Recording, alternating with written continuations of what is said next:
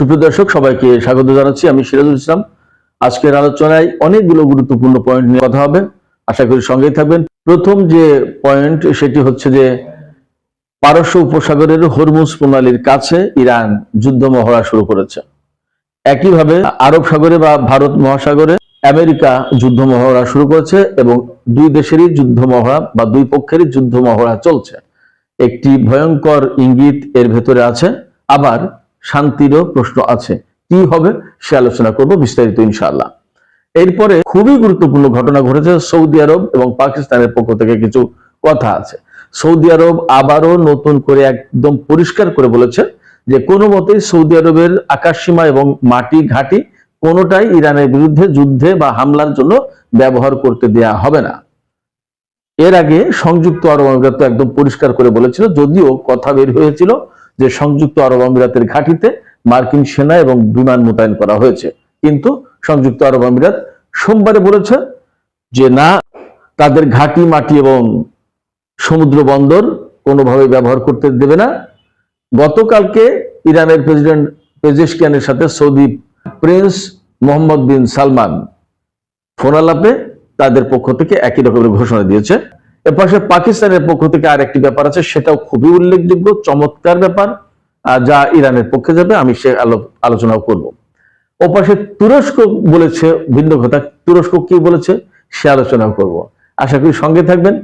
এ পাশে আরেকটু বলে রাখি, মূল পয়েন্টগুলো আপনাদেরকে দিয়ে রাখি, আলোচনাগুলো কি কি নিয়ে হবে, তাহলে আপনি ভিডিও দেখতে উৎসাহ বোধ করবেন, ভালো লাগবে আপনাদের কাছে। চীন এবং রাশিয়া তারা দুইজন কি বলেছে, দুই দেশের প্রতিরক্ষা মন্ত্রীর ভেতরে আপনার ফোন আলাপ হয়েছে। সেই ফোন আলাপে তারা কি বলল সেটা একটা বিষয়। এরপর সে ইরান এবং আমেরিকা যে দুই পক্ষকে কেন্দ্র করে এত আলোচনা, এত ভিডিও, এত আপনাদের উদ্বেগ উৎকণ্ঠা, আমার পক্ষে থেকে আপনাদেরকে তথ্য দেওয়ার প্রচেষ্টা, সেই ইরান এবং আমেরিকা কি বলছে সেটাও আমি আলোচনায় নিয়ে আসছি।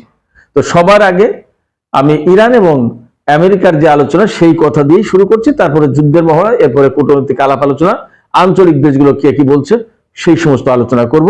আশা করি সঙ্গেই থাকবেন। আপনাদের কাছে বলে রাখি, এই চ্যানেলটি আপনারা সাবস্ক্রাইব করুন, সঙ্গেই থাকুন। মধ্যপ্রাচ্য, ইরান এবং বিশ্বের গুরুত্বপূর্ণ খবরাখবর এবং তার বিশ্লেষণ আমি নিয়মিত করব। আপনারা আপডেট পাবেন, একদম অ্যাকুরেট সঠিক ইনফরমেশন আপনারা পাবেন আশা করি। তো প্রিয় দর্শক, চলুন আজকের আলোচনায় চলে যাই। ইসলামী প্রজাতন্ত্র ইরানের পক্ষ থেকে আবারও নতুন করে বলা হয়েছে আমেরিকার সাথে কোনো আলোচনার ব্যাপারে তারা কোথাও কোনো রাজি হয়নি। তবে হ্যাঁ, তারা আমেরিকা বা অন্য যে কোনো দেশের সাথে আলাপ আলোচনায় বসতে রাজি আছে। কূটনৈতিক প্রক্রিয়ায় তারা যুক্ত হতে চায়, কিন্তু সেটা হতে হবে আন্তর্জাতিক নিয়ম কানুন মেনে এবং হুমকি বাদ দিয়ে সম্মানজনক উপায়ে আলোচনা হতে হবে। ইরানের পররাষ্ট্রমন্ত্রী আব্বাস আরাকচি বলেছেন যে হুমকি দিয়ে একপাশে সামরিক উপস্থিতি বজায় রেখে যদি কেউ আলোচনার কথা বলে তাহলে সেই আলোচনা সম্মানজনক হয় না এবং সেটা প্রকৃতপক্ষে আলোচনার কোনো প্রস্তাব না এবং আলোচনার কোনো ইচ্ছা না, এবং এই রকমের কোনো আলোচনা ইরান বসবে না, একদম পরিষ্কার। তিনি আবার বলেছেন এই রকমের হুমকি দিয়ে আলোচনার কথা না বলে যদি আমেরিকা যুদ্ধ করতে চায় বা যদি কোনো রকমের ভুল করে ইরানের বিরুদ্ধে হামলা চালায় তাহলে ইরান সম্পূর্ণভাবে প্রস্তুত তার জবাব দেওয়ার জন্য, এবং সেই জবাব হবে খুবই সিভিয়ার, ভয়াবহ এবং মারাত্মক রকমের চড়া মূল্য দিতে হবে আমেরিকাকে। ইরানের সামরিক বাহিনীর খুবই গুরুত্বপূর্ণ শীর্ষ পর্যায়ের একজন কর্মকর্তা রিয়ার অ্যাডমিরাল হাবিবুল্লাহ সায়াদি, তিনি একসময় নৌবাহিনীর প্রধান ছিলেন, এখন ইরানের সামরিক বাহিনীর দ্বিতীয় প্রধান সমন্বয়ক হিসেবে কাজ করছেন। তিনিও বলেছেন পরিষ্কার করে যে ইরানের বিরুদ্ধে যদি কেউ কোনো হামলা চালায়, যদি কোনো রকমের আগ্রাসন চালানোর চেষ্টা করে তাহলে তাদেরকে ভয়াবহ, কঠিন এবং সর্বাত্মক জবাব দেওয়া হবে। এর আগেই তো ইরানের আইআরজিসির প্রধান তিনি বলেছিলেন যে ইরানের আঙ্গুল ট্রিগারে রয়েছে, যদি আমেরিকা কোন রকমের একটা গুলি ছোড়ে তাহলে সাথে সাথে ভয়াবহ জবাব দেওয়া হবে। এইরকম ভাবেই ইরানের পক্ষ থেকে পরিষ্কার তাদের প্রস্তুতির কথা ঘোষণা করা হয়েছে এবং ইরানের পররাষ্ট্র মন্ত্রণালয়ের মুখপাত্র ইসমাইল বাকাই, অনেকে আসলে ইসমাইল বাঘাই বলে, ওনার নাম ইসমাইল বাকাই। ইসমাইল বাকাই বলেছেন একই কথা যে কূটনৈতিক ইরান যে কোনো আলোচনার পক্ষে, কিন্তু কোনো হুমকি ধামকি এবং ভয় ভীতির কাছে তারা নতি স্বীকার করে আলোচনায় বসবে না, পরিষ্কার কথা, তাতে যাই হোক না কেন। আর যদি কেউ কোনো যুদ্ধ বা হামলার চিন্তা করে তাহলে তারা যেন জবাব পাওয়ার জন্য প্রস্তুত থাকে। এর ভিতরে ইরানে একজন ইসরায়েলের মোসাদ এজেন্ট, ইসরায়েলি গোয়েন্দা সংস্থা যেটা মোসাদের একজন এজেন্টকে, ইরানি সে ব্যক্তি, সেই মোসাদের হয়ে কাজ করেছিল। এই পর্যন্ত শুনানি, সাক্ষ্য শপথ এবং তার বক্তব্য বিচার প্রক্রিয়া শেষ করে গতকালকে তার মৃত্যুদণ্ড দিয়েছে। যখন ডোনাল্ড ট্রাম্প বলছেন যে ইরান আর কাউকে মৃত্যুদণ্ড দেবে না, বা সাম্প্রতিক যে বিক্ষোভ, সহিংসতা, নাশকতা এর সাথে জড়িতদের কাউকে মৃত্যুদণ্ড দেবে না বলে নিশ্চয়তা দিয়েছে, তখনই কিন্তু একজন মোসাদ এজেন্টকে মৃত্যুদণ্ড দেওয়া হলো। ট্রাম্প কেন এই কথা বলেন যে তাদেরকে মৃত্যুদণ্ড দেওয়া যাবে না বা তাদের বিচার করা যাবে না?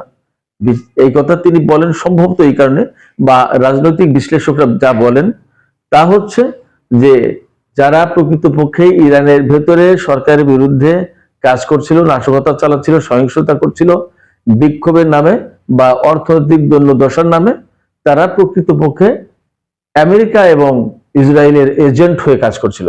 এখন তাদের নিয়োগ করা এজেন্ট তাদেরকে যদি ইরান মৃত্যুদণ্ড দেয় বা তাদেরকে যদি বিচারের আওতায় আনে, তাহলে তাদের পক্ষে যারা কাজ করবে তারা তো আটক হয়ে গেল বা তারা মারা গেল, তারা দুনিয়া থেকে বিদায় নিল, তাহলে তাদের তো আর লাভ হলো না। তাদেরকে টাকা পয়সা দিয়েছে হয়তোবা। তো সেক্ষেত্রে ডোনাল্ড ট্রাম্প তাদেরকে রক্ষা করার জন্য, তাদেরকে ডিফেন্ড করার জন্য এরকম শক্ত অবস্থান নিয়েছেন। এবং এই জন্য এই যে এত এত যুদ্ধ বিমান, যুদ্ধ জাহাজ, তারপরে রণতরী, বিমানবাহী রণতরী, এত ক্ষেপণাস্ত্র, এমন বিমান, এত বিমান প্রতিরক্ষা ব্যবস্থা, এত কিছু জমায়েত করেছে, জড়ো করেছে মধ্যপ্রাচ্যে বা ইরানের আশপাশে, মূলত আমেরিকা এবং ইসরায়েলের এই সমস্ত গোয়েন্দা বা এজেন্টদেরকে রক্ষা করার জন্য। এবং তারা পরিষ্কার করে বলছে, একদম সুনির্দিষ্ট লক্ষ্য তাদের, যে তারা এই দফায় সম্ভবত যদি আমেরিকা হামলা করে ইরানে, তাহলে আমেরিকা চাইছে ইরানের সর্বোচ্চ নেতা থেকে শুরু করে যে গুরুত্বপূর্ণ যে সমস্ত রাজনৈতিক ব্যক্তিত্ব রয়েছে তাদেরকে পৃথিবী থেকে সরিয়ে দেয়া, এবং ক্ষেপণাস্ত্র, পরমাণু কর্মসূচি থেকে শুরু করে সামরিক যে শক্তি আছে সেগুলো ধ্বংস করে দেয়া। এই হচ্ছে তাদের মূল টার্গেট। এখন বলি আমেরিকা কি বলছে। ডোনাল্ড ট্রাম্পকে আমেরিকার যুদ্ধ মন্ত্রণালয়, পেন্টাগনের কর্মকর্তারা ব্রিফ করেছেন তারা ইরানে কি করতে যাচ্ছে, যদি হামলা হয় তাহলে তারা কি করবে, সেই পরিষ্কার একটা তথ্য দিয়েছে। তাতে তারা জানিয়েছেন তারা ইরানে হামলার ক্ষেত্রে দূরপাল্লার ক্ষেপণাস্ত্র ব্যবহার করবে এবং সাইবার হামলা চালাবে মূলত ইরানের উপরে। এটা হলো তাদের যুদ্ধ কৌশলের, তাদের যুদ্ধ কৌশল। এই কৌশলের কথা তারা ডোনাল্ড ট্রাম্পকে জানিয়েছেন। এবং ডোনাল্ড ট্রাম্প কি বলেছেন? ডোনাল্ড ট্রাম্প ইরানকে বলেছে, এই মুহূর্তে মানে ইরানের সাথে আলোচনা যদি না হয়, ডিপ্লোম্যাটিক যে প্রক্রিয়া এইটা দ্রুত শেষ হয়ে যাচ্ছে, টাইম ইজ রানিং আউট, সময় চলে যাচ্ছে, তার মানে তিনি হামলার কাছাকাছি চলে যাচ্ছেন, এই কথা তিনি বলেছেন। এই কথার প্রেক্ষাপটে অনেকগুলো কূটনৈতিক তৎপরতা আছে, আমি সেই আলোচনাগুলো করব। তার আগে একটু বলে আসি, পারস্য উপসাগরের হরমুজ প্রণালীতে ইরান 3 দিন ব্যাপী যুদ্ধ মহড়া শুরু করেছে। 27, 28, 29 গতকাল শুরু হয়েছে, গতকাল মঙ্গলবার শুরু হয়েছে, আজকে 28 তারিখ বুধবার, আগামীকাল বৃহস্পতিবার শেষ হওয়ার কথা। হরমুজ প্রণালীতে আপনারা খেয়াল করুন, হরমুজ প্রণালী হচ্ছে ভারত মহাসাগর থেকে পারস্য উপসাগরে ঢোকার একদম পথ, যার দক্ষিণ পাশে সংযুক্ত আরব আমিরাত এবং উত্তর পাশে ইরান। যথেষ্ট সরু প্রণালী। এই প্রণালীতে বিশ্বের 30 থেকে 40% তেল চলাচল করে, মোটামুটি ভাবে বলা হয়, কম বেশি যাই হোক। খুবই গুরুত্বপূর্ণ বাণিজ্য রুট এটা। এই হরমুজ প্রণালীতে ইরান যুদ্ধ মহড়া শুরু করেছে। অবশ্যই আমেরিকাও গতকাল থেকে যুদ্ধ মহড়া শুরু করেছে, বিশেষ করে ইউএসএস আব্রাহাম লিঙ্কন, তাদের যে বিমানবাহী রণতরী, এই বিমানবাহী রণতরী ওখানে পৌঁছানোর পর তারা মহড়া শুরু করেছে। আমেরিকার পক্ষ থেকে বলা হচ্ছে যে এই মহড়া তারা দিচ্ছে মূলত এর মাধ্যমে তারা যাচাই করতে চায় যে তারা কত দ্রুত বিমান উড়াতে পারে, বিমান ডিপ্লয় করতে পারে, সেনা ব্যবহার করতে পারে এবং শত্রু পক্ষের বিরুদ্ধে হামলা করতে পারে। জাহাজ, সাবমেরিন, রণতরী, ডেস্ট্রয়ার, ক্রুজার, যা যা বলি, তার সাথে বিমান, helicopter, other electronic warfare, jamming system, cyber security system, total command system, এগুলো সব কাজ করে কিনা সমন্বিতভাবে এগুলো মহড়া দিচ্ছে, তারা টেস্ট করছে। এটা মহড়ার কথা বলছে, কিন্তু অনেক সামরিক বিশেষজ্ঞ এমন আশঙ্কা করছেন যে এই মহড়া চালাতে চালাতে, অর্থাৎ যুদ্ধের প্রস্তুতি যাচাই করছে এমন কথা বলে হুট করে ইরানের উপর হামলা চালিয়ে দিতে পারে, এরকম রেকর্ড কিন্তু আমেরিকার এর আগে আছে, এমন আশঙ্কা করছেন সামরিক বিশেষজ্ঞরা আন্তর্জাতিক পর্যায়ে। সেক্ষেত্রে ইরান যথেষ্ট সতর্ক অবস্থায় রয়েছে এবং আমেরিকা সেখানে যুদ্ধ মহড়া শুরু করেছে। সম্ভবত সেই কারণে ইরানও হরমুজ প্রণালী এলাকায় যুদ্ধ মহড়া শুরু করেছে। তার মানে এখানে পরিষ্কার ইরানের পক্ষ থেকে শুধুমাত্র কোনো ফাঁকা বুলি দেওয়া হচ্ছে না, তার আমেরিকা যুদ্ধ মহড়া শুরু করলে ইরান যুদ্ধ মহড়া শুরু করেছে, এবং আমেরিকা যদি যুদ্ধ শুরু করে তাহলে ইরানও যুদ্ধ শুরু করবে, সেই মহড়াই কিন্তু তারা মূলত দিচ্ছে। সেক্ষেত্রে ইরান যুদ্ধ মহড়া শুরু করার সময় তারা একটা বিরাট অঞ্চলের উপর, তাদের আকাশসীমার উপরে 25,000 ফুট এর ভিতরে কোনো বিমান চলাচল করতে পারবে না, তার উপর দিয়ে চলতে পারে, বাট এর নিচেই চলাচল করা নিষিদ্ধ করেছে। এবং তারা বলেছে লাইভ ফায়ার হবে। তার মানে লাইভ ফায়ার মানে শুধুমাত্র রাইফেলের গুলি না, কামানের গুলি, আপনার মেশিন গানের গুলি, বিমান বিধ্বংসী ক্ষেপণাস্ত্র, অ্যান্টি এয়ারক্রাফট গান, বিমান বিধ্বংসী কামান, তারপরে আপনার আধা আধা যা যা ব্যবহার করা দরকার সেগুলো ব্যবহার করবে। সেক্ষেত্রে ইরানের আকাশসীমা একদম মুক্ত থাকতে হবে। এই হচ্ছে দুই পক্ষের যুদ্ধ প্রস্তুতি এবং দুই পক্ষের বিবৃতি, বক্তব্য ইত্যাদি ইত্যাদি। যখন উত্তেজনা একদম চরমে, অর্থাৎ উত্তেজনার পারদ একদম মানে সর্বোচ্চ সীমায়, ঠিক এইরকম সময় কয়েকটা ঘটনা ঘটেছে। পাকিস্তানের পক্ষ থেকে কিছু বক্তব্য আছে, সৌদি আরবের পক্ষ থেকে, তুরস্কের পক্ষ থেকে এবং চীন রাশিয়ার ভেতরে দুই দেশের প্রতিরক্ষা মন্ত্রীর পক্ষ থেকে কিছু বক্তব্য আছে। এই বক্তব্যগুলো খুবই ইম্পর্টেন্ট এই মুহূর্তে। পাকিস্তানের ঘাঁটি, অর্থাৎ পাকিস্তানকে সামরিক ঘাঁটি হিসেবে ব্যবহার করবে ইরান বিরোধী যুদ্ধে, এইরকম একটা কথা সামাজিক যোগাযোগ মাধ্যমে ছড়িয়ে পড়েছে। এই ব্যাপারে পাকিস্তানের পররাষ্ট্রমন্ত্রী ইসাকদার তিনি সরাসরি পরিষ্কার করে বলে দিয়েছেন যে এই ধরনের কোনো পরিকল্পনা পাকিস্তানের নেই। ইরানের বিরুদ্ধে হামলার জন্য পাকিস্তানের কোনো মাটি ঘাঁটি ব্যবহার করতে দেবে না, এটা একদম পরিষ্কার। ইরানের পররাষ্ট্রমন্ত্রী সাইদ আব্বাস আরাকচি তাকে একদম কনফার্ম করেছেন যে আপনারা নিশ্চিত থাকুন পাকিস্তান কোনো মতেই আমেরিকাকে এই সমস্ত সুযোগ সুবিধা দেবে না। এর ভিতর দিয়ে পরিষ্কার হয় যে প্রতিবেশী এবং অত্যন্ত বন্ধু প্রতিম দেশ পাকিস্তান ইরানের পাশে আছে। ইরানের বিরুদ্ধে লড়াইয়ে তারা আমেরিকাকে কোন রকম সহযোগিতা করবে না। এপাশে গতকাল ইরানের প্রেসিডেন্ট ডক্টর মাসুদ পেজেশকিয়ান তিনি সৌদি যুবরাজ মোহাম্মদ বিন সালমানের সাথে টেলিফোনে কথা বলেছেন। এই দুজনের ভেতরে যে কনভারসেশন হয়েছে, যে আলাপ আলোচনা হয়েছে, তার মূল সারমর্ম এই: সৌদি যুবরাজ পরিষ্কার করে ইরানি প্রেসিডেন্টকে বলেছেন যে সৌদি আরব কোনো মতেই তার মাটি ঘাঁটি আকাশসীমা এয়ার স্পেস কোনোভাবেই ইরানের বিরুদ্ধে যুদ্ধের জন্য আমেরিকাকে বা কোনো দেশকে ব্যবহার করতে দেবে না, সে যেই হোক না কেন। আবার ইসরায়েল সৌদি আরবের কিছু ভূখণ্ড কিনতে চাইছিল, সেটাও নাকচ করে দিয়েছে, এমন খবর আছে। এটি সৌদি আরবের পক্ষ থেকে আমরা পরিষ্কার বুঝতে পারছি যে মধ্যপ্রাচ্যের চলমান রাজনীতিতে, চলমান পরিস্থিতিতে ইরানের প্রতি সমর্থন এবং মুসলিম দেশ হিসেবে মুসলিম দেশের পাশে থাকার একটা প্রচেষ্টা বলে মনে হচ্ছে।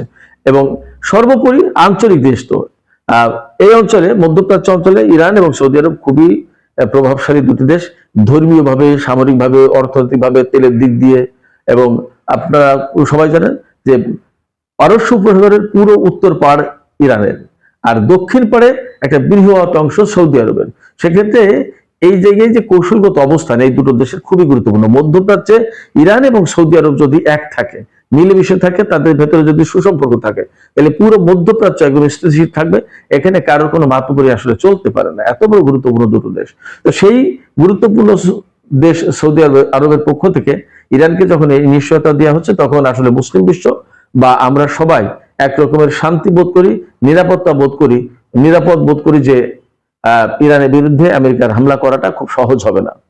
একইভাবে আমি আগেই বলেছি, সংযুক্ত আরব আমিরাতও কিন্তু একইভাবে বলেছে যে তারা ঘাঁটি মাটি, তাদের জলসীমা, সমুদ্র সীমা, বন্দর কোনো কিছুই আমেরিকাকে বা কাউকে ইরানের বিরুদ্ধে যুদ্ধে ব্যবহার করতে দেবে না। এর পাশে তুরস্কের পররাষ্ট্রমন্ত্রী হাকান ফিদান আবার নতুন করে তিনি পরিষ্কার করে বলেছেন যে এই মুহূর্তে যুদ্ধ নয়, ইরানের সাথে আলোচনায় বসা উচিত, যুদ্ধ বাদ দিয়ে আমেরিকার উচিত ইরানের সাথে আলোচনায় বসা।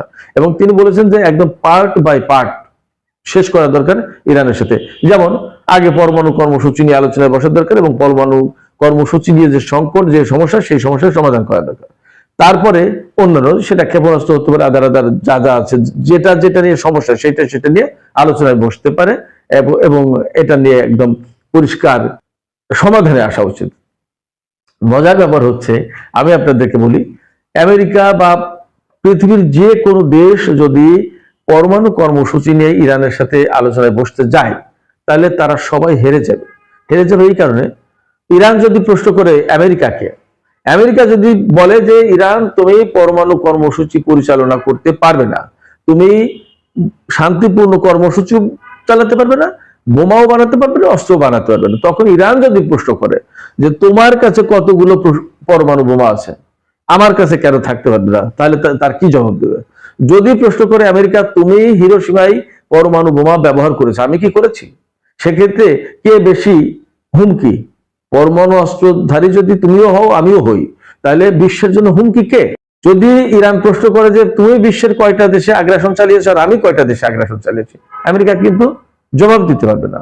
সেক্ষেত্রে একথা একইভাবে পশ্চিমা অন্য কোনো দেশ, রাশিয়া, চীন, যেই বলুক না কেন, ইরানের পরমাণু কর্মসূচির ব্যাপারে আসলে আলাপ করতে গেলে তারা কেউই যুক্তিতে পারবে না।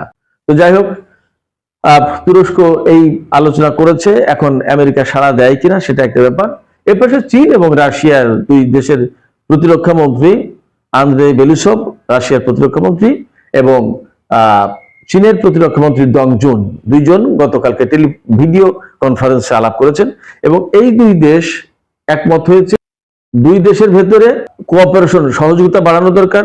দুই দেশ যাই করুক আন্তর্জাতিক অঙ্গনে, তারা ঐক্যবদ্ধভাবে একমত হয়ে এক লাইনে থেকে কাজ করা উচিত। তারা বলেছে যে আমাদের ভেতরে সর্বশেষ যে আলাপ হয়েছিল এর ভিতরে বিশ্বে অনেক কিছু ঘটে গেছে, বিশেষ করে ভেনিজুয়েলার প্রেসিডেন্টকে অপহরণ করা হয়েছে, ভেনিজুয়েলার ঘটনা ঘটেছে, আন্তর্জাতিক অঙ্গনে যার বিরাট প্রভাব পড়েছে।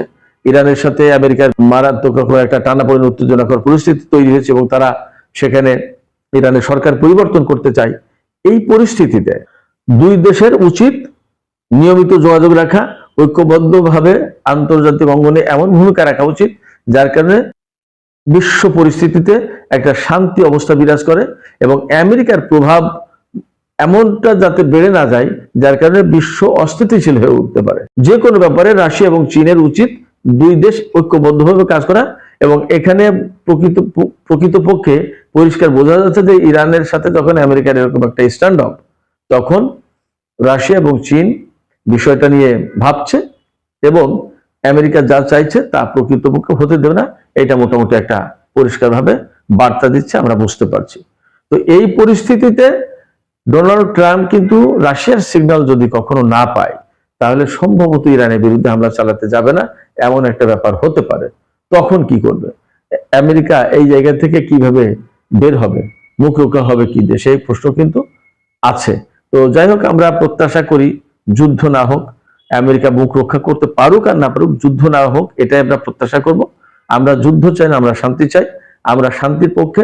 কারণ যুদ্ধ হলেই, আমি সবসময় বলি, সাধারণ মানুষের ভোগান্তি, প্রাণহানি বেশি ঘটে, সেক্ষেত্রে আমরা যুদ্ধ চাই না। সুপ্রিয় দর্শক, আপনাদের কি মতামত? আপনারাও নিশ্চয়ই যুদ্ধের বিরুদ্ধে। তো আপনারা কি মনে করছেন যে পরিস্থিতি বিরাজ করছে, এত যে বর্ণনা দিলাম, এরপরে আপনাদের কি মনে হয় যে ইরান এবং আমেরিকার ভেতরে সংঘাত, সামরিক সংঘাত শুরু হতে পারে? আপনারা কমেন্ট করে জানাবেন আর ভিডিও লাইক, কমেন্ট করবেন, শেয়ার করবেন। আবারও বলছি, সাবস্ক্রাইব করবেন প্লিজ। আপনারা সবাই ভালো থাকুন। আজকের মতো আলোচনা এখানেই শেষ করছি। খোদা হাফেজ।